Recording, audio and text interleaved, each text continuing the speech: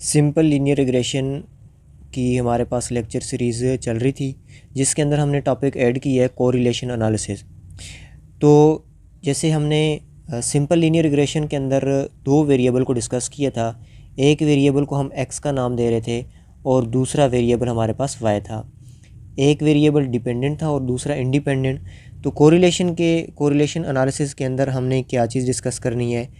देखें, कोरिलेशन जो है ये दो टर्म है आपस में, को और रिलेशन। को टू टर्म के लिए इस्तेमाल होता है और रिलेशन जो है वो ताल्लुक़ के लिए इस्तेमाल होता है कि हमने दो वेरिएबल का आपस में रिलेशन चेक करना है। एक टर्म होती है काजेशन। काजेशन का मतलब ये होता है कि एक वेरिएबल का दूसरे वेरिएबल पे इफ़ेक्ट क्या है। लेकिन कोरिलेशन के अंदर सिर्फ़ और सिर्फ जो दो वेरिएबल का आपस में रिलेशन होगा उसको डिस्कस किया जाएगा। जैसे कि हमारे पास दो वेरिएबल हैं x और y। तो लेट्स सपोज हम ये कह रहे हैं कि 0, 1 एंड 2 के x वेरिएबल की वैल्यू बढ़ रही है और y वेरिएबल की वैल्यू जो है वो हमारे पास कम हो रही है, डिक्रीज़ हो रही है। तो इस सूरत में कोरिलेशन की क्या कोरिलेशन होगा, क्या रिलेशन होगा दो वेरिएबल का। या जैसे हम ये कहते हैं कि एक वेरिएबल x है और दूसरा हमारे पास वेरिएबल y है। x वेरिएबल की वैल्यू जो हैं वो हमारे पास डिक्रीज़ हो रही हैं 2, 1 एंड 0, और y वेरिएबल जो है उसकी हमारे पास वैल्यू जो है वो हमारे पास इंक्रीज़ हो रही है। तो इस सूरत में कोरिलेशन क्या होगा। या जैसे हम कहते हैं कि एक वेरिएबल के बढ़ने से दूसरी के वेरिएबल पे कोई वैल्यू उसकी नहीं बढ़ रही, तो उसका क्या इफ़ेक्ट होगा। तो कोरिलेशन के अंदर हमारे पास ये पॉसिबिलिटी है कि x वेरिएबल अगर इंक्रीज़ कर रहा है तो उसके साथ अगर y वेरिएबल भी इंक्रीज़ हो रहा है तो उनके दरमियान जो रिलेशन होगा वो पॉजिटिव कोरिलेशन होगा। और अगर हम कहते हैं कि x वेरिएबल हमारा इंक्रीज़ हो रहा है लेकिन y वेरिएबल हमारा उसके अपोजिट चल रहा है, डिक्रीज़ हो रहा है, अपोजिट डायरेक्शन में अगर वो उनकी मूवमेंट है तो वो हम कहेंगे कि नेगेटिव कोरिलेशन है उनके दरमियान। और इसी तरह अगर कोई रिलेशन भी नहीं है कि x और y वेरिएबल के अंदर आपस में कोई ताल्लुक़ नहीं है, कोई रिलेशन नहीं है, तो उस सूरत में हम कहेंगे कि नो कोरिलेशन। जैसे कि अगर उनके अंदर कोई जो पैटर्न है x और y, जो पॉइंट्स हमने ड्रॉ किए हैं उनके अंदर अगर कोई कर्व लीनियर है तो उसको इस सिचुएशन में हम रिप्रेजेंट करेंगे। तो अब इसको कोरिलेशन को मेजर करने के लिए हमारे पास एक टर्म होती है। जैसे कि हम सिंपल लीनियर रिग्रेशन के अंदर इक्वेशन डिस्कस कर रहे थे y = a + bx। अगर सिंपल लीनियर रिग्रेशन है तो उसके अंदर अगर हमने कोरिलेशन फाइंड करना है तो जैसे हमने b को कहा था रिग्रेशन कोफिशिएंट, ये है हमारे पास रिग्रेशन कोफिशिएंट, तो इसी तरह हमारे पास कोरिलेशन फाइंड करने के लिए हमारे पास है कोरिलेशन कोफिशिएंट।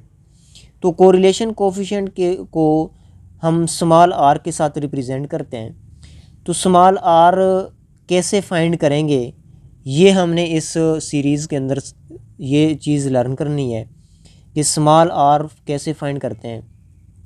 स्मॉल r की कुछ प्रॉपर्टीज़ हैं तो उनको हम देख लेते हैं कि जैसे हमने कहा है कि पॉजिटिव कोरिलेशन होगा या नेगेटिव कोरिलेशन होगा या उनके अंदर कोई कोरिलेशन नहीं होगा दो वेरिएबल के। अब जैसे कि हमने पहले बात की है कि हम कोरिलेशन को डिस्कस कर रहे हैं ना कि काजेशन को। काजेशन और चीज़ है, कोरिलेशन और चीज़ है। हमारे सिलेबस के अंदर कोरिलेशन है, इसमें सिर्फ़ और सिर्फ हमने दो वेरिएबल का रिलेशन डिस्कस करना है कि कितना रिलेशन है। उसमें ये डिस्कस नहीं करना कि क्या एक वेरिएबल का दूसरे पे क्या इफ़ेक्ट आ रहा है। लेट्स सपोज कि फूड की क्वांटिटी को इंक्रीज़ करने से बॉडी का जो वेट है वो इंक्रीज़ होगा। अब ये इंक्रीज़ होना डिस्कस करेंगे हम कि जैसे फूड इंक्रीज़ हो रही है तो बॉडी का वेट, इसको फूड कह दें और इसको बॉडी का वेट कह दें। अगर फूड इंक्रीज़ हो रही है तो बॉडी का वेट भी इंक्रीज़ हो। जैसे हम कहते हैं कि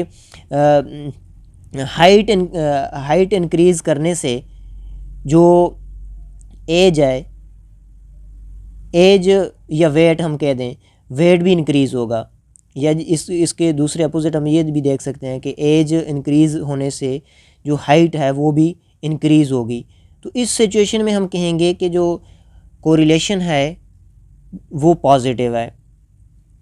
तो अब ये नहीं हमने डिफ़ाइन करना कि एज का हाइट के ऊपर क्या अफेक्ट है या हाइट का एज के ऊपर क्या अफेक्ट है। हमने अफेक्ट चेक नहीं करना, हमने सिर्फ रिलेशन डिस्कस करना है। कॉजेशन के अंदर अफेक्ट चेक किया जाता है, लेकिन कोरिलेशन के अंदर सिर्फ और सिर्फ रिलेशन चेक किया जाता है कि क्या रिलेशन आ रहा है, पॉजिटिव है, नेगेटिव है, या कोई कोरिलेशन नहीं है। तो जो हमने कोरिलेशन फाइंड करना है, तो कोरिलेशन कोफिशिएंट जो है वो हमारे पास है आर।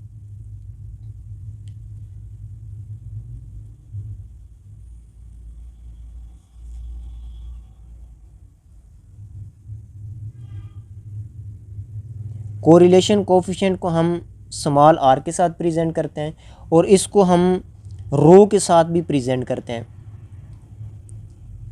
रो के साथ भी हम इसको प्रेजेंट करते हैं। तो इसकी जो प्रॉपर्टीज़ हैं, बेसिक प्रॉपर्टी, कि हमारे पास -1 से लेकर +1 तक का आंसर आ सकता है।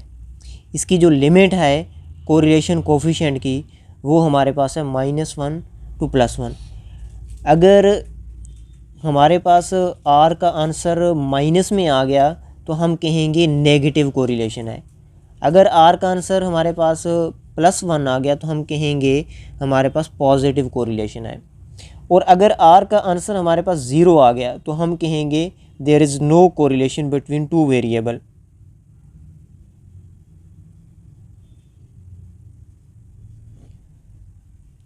अब देखेंगे कि आर का आंसर अगर माइनस की तरफ जा रहा है, एग्जैक्ट -1 है, तो हम कहेंगे परफेक्ट नेगेटिव कोरिलेशन। अगर आर का आंसर हमारे पास -1 में आ गया, exact -1, let's suppose R is equal to -1, तो हम इसको कहेंगे परफेक्ट नेगेटिव कोरिलेशन।